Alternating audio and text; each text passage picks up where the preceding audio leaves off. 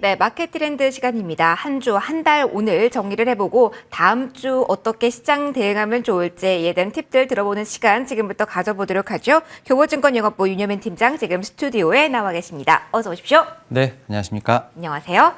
자, 먼저 종목에 대한 이야기부터 시작을 해보죠. 이번 주 월요일부터 목요일까지 코스피 그리고 코스닥 안에서 우리를 울게 했고 웃게 했던 종목들의 리스트 먼저 확인하도록 하겠습니다. 자, 어떤 종목이 이름을 올렸을까요? 지금 10종목 나오고 있는데요. 업 종목엔 대우건설부터 셀트리온 헬스케어까지, 다운 종목에는 KG스틸, LG디스플레이, 그리고 기사회생한 오스템 임플란트까지 자리를 하고 있네요. 자, 업다운 종목 하나씩 찝어서 추가적인 이야기를 해보도록 할게요. 먼저 다운 종목 좀 보도록 할게요. 팀장님, 5개 중에 어느 종목 좀 코멘트 받아볼 만할까요? 예, 지금 5개 종목 모두 참 만만치 않은 종목인 것 같은데. 이야기가 많죠, 다. 네, 근데 아마 방송에서 아마 많이 언급은 됐을 것 같아요. 지금 이제 그래서 좀 그나마 좀 언급이 덜 됐다고 생각하는 이제 LG 디스플레이를 좀 말씀을 좀 드려보도록 하겠습니다. 사실은 이제 LG 디스플레이 같은 경우는 지금 이제 실적에 대한 부분들이 좀 상당히 좋지 않았다는 점. 뭐 이제 아무래도 러시아 우크라이나 사태 등으로 인해서 TV 수요가 좀 부진했다는 점이 좀 얘기가 나오고 있고, 다만 이제 OLED TV 시장에서 좀 어느 정도 희망적인 부분을 봤다. 이렇기 때문에 중장기적인 제가 볼 때는 트렌드 입장에서 봤을 때는 조금은 중장기적 관점에서 좀 봐도 되지 않을까라는 좀 말씀을 좀 이제 대본엔 적었습니다만, 사실은 이제 이 OLED 시장이 좀 커가고 있는 건 사실입니다만 아직까지 LCD 시장이 워낙 좀 이제 큰 상황이고요. LCD의 어떤 가격을 좀 대응할 수 없는 좀 상황입니다. 즉 LCD 패널가가 좀 하락을 하면 이제 OLED 패널가도 좀 하락해야 되는 어떤 이런 가격 구조를 좀 가지고 있다는 점. 그리고 동사 같은 경우는 생산 설비라든지 개발 비용에 있어서 아직도 천문학적인 비용이 많이 소요가 된다라고 볼 수 있을 것 같습니다. 그리고 또 OLED 판매량이 되면 물론 이제 LG 디스플레이도 상당히 좋지만 LG전자에 오히려 더 이익이 증대될다고 보기 때문에 사실은 이제 LG 디스플레이 같은 경우는 그러한 측면에서 여전히 좀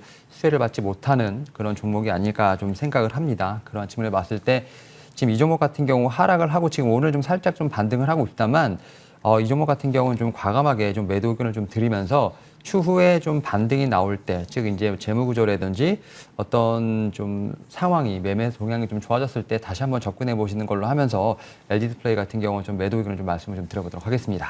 다음을 기다려야 된다. 그러면은 대략적으로 그 시기를 잡아본다면 2분기도 부진할 것이다라는 평가가 많은 걸 보면 하반기쯤 됐을 때 그 시선이 이동했을 때 다시 한번 바라보면 괜찮은 종목일까요? 네, 이제 말씀하신 것처럼 3분기 좀 이제 실적에 대한 컨센서스가 좀 나오는 한 8월에서 9월 정도를 한번 좀 다시 보시는 게 어떨까 생각을 하면서 네. 지금 같은 경우 뭐 거래량도 많지는 않습니다만 지금 뭐 연기금 기간 외인의 어떤 매도세가 계속 좀 출회되고 있는 부분이 있기 때문에 단기적으로는 반등의 모멘텀은 많이 없다라는 생각이 듭니다. 이에 따라서 저는 지금 상황에서 좀 매도를 하시면서 추후를 다시 기약해 보시는 거를 좀 말씀을 드려보도록 하겠습니다. 네, 이어서 업종목 보도록 하죠. 실적 시즌이다 보니까 여기에 키워드를 많이 맞추게 되는데 실적 좀 좋았던 종목군 가운데 한 종목 이야기 들어볼까요, 팀장님?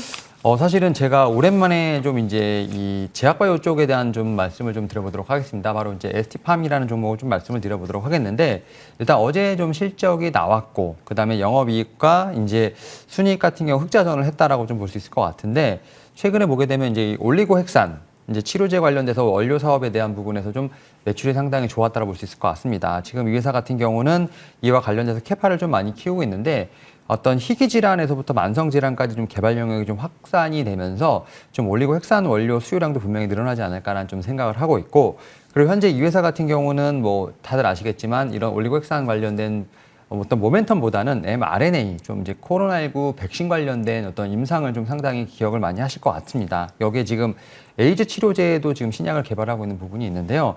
일단 코로나19 백신 같은 경우는 올 3분기 내로 이제 임상 1상을 좀 완료하는 것으로 좀 목표가 되어 있는데, 사실 코로나19가 지금 거의 다 잡혀가는 상황에서 이게 무슨 모멘텀이 있느냐라고 좀 말씀하실 수도 있는데, 사실은 앞으로도 이제 신종 감염병이 발생했을 때 신속적으로 좀 대응할 수 있는 어떤 백신 주권을 확보하는 차원에서 분명히 좀 이러한 프로세스는 좀 계속 기술 개발이 돼야 한다라는 좀 측면이고요. 특히 이 회사 같은 경우는 mRNA 좀 CDMO 쪽으로도 지금 사업을 영역이 좀 확대될 것으로 보이고 있는 부분이 있기 때문에 저는 충분히 좀 중장기적으로 모멘텀이 있다라고 좀 생각이 들고 있고요.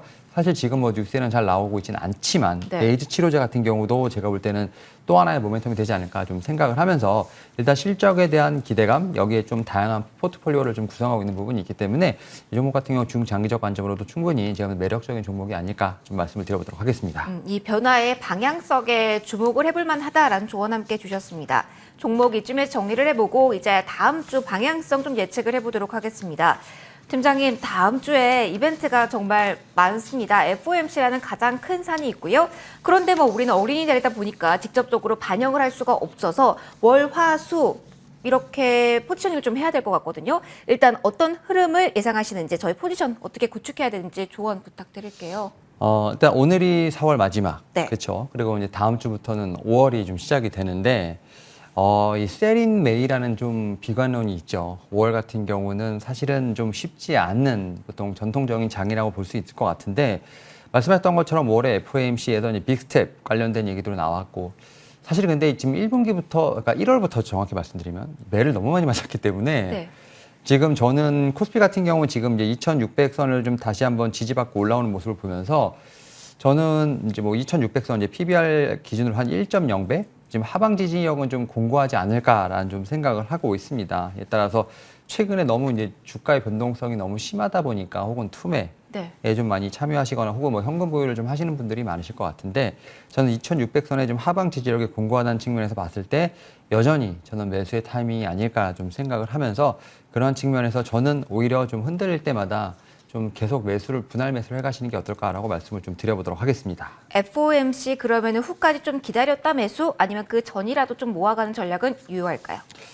일단 저는 코스피 2,600을 좀 말씀을 드렸기 때문에 네. 그 근처에서 어떻게 보면 지수가 다시 눌린다고 한다면 충분히 좀 매수에 대한 관점으로 대응해봐야 되지 않을까 좀 말씀을 드려보도록 하겠습니다. 그래도 계속 중요한 건 업종이겠죠. 어느 쪽을 좀 봐야지 실마리가 포트에서 싹 풀릴까요? 어느 쪽 보고 계십니까? 사실 이제 뭐 글로벌적으로 뭐 리세션 얘기도 좀 많이 나오고 있고 뭐 이제 여러 가지 좀 이제 좀 악재들이 있는 상황입니다. 뭐 중국에 대한 뭐 이슈뿐만 아니라 뭐 전쟁에 대한 이슈도 사실 근데 이러한 좀 세네 가지 좀 이슈들은 계속 반복돼서 나오고 있는 부분이 있는데 이러한 측면에서 봤을 때 어떤 뭐 스태그플레이션 혹은 뭐 인플레이션에 대한 리스크가 분명히 해치되는 그런 좀 섹터군이 좀 상당히 유효하지 않을까 좀 생각을 하고 있고 뭐 1분기 어닝 시즌 이제 좀 계속 피크를 이제 지나가면서 어떤 종목들의 좀 가시성이 확실히 나오고 있는 상황이기 때문에 결국 실적에 대한 모멘텀이 겸비된 좀 종목이나 섹터를 보시면 어떨까라고 생각이 드는데 일단 제가 앞에서 말씀드렸던 CMO, 바이오 쪽 같은 경우도 사실 이런 쪽과는 좀 연관이 되어 있다는 생각이 들고 있고 그리고 최근에 좀 움직이고 있는 자동차 그다음에 사실 이제 실적이 너무 좋으나 움직이고 있지 않은 반도체 이런 종목들이 제가 볼 때는 충분히 좀 매력적이지 않을까 좀 생각을 하면서 이 세 가지 섹터를 좀 중심으로 해서 5월 같은 경우는 좀 포트폴리오를 좀 리밸런싱하는 것도 충분히 좀 의미 있는 전략이 아닐까 생각하고 있습니다.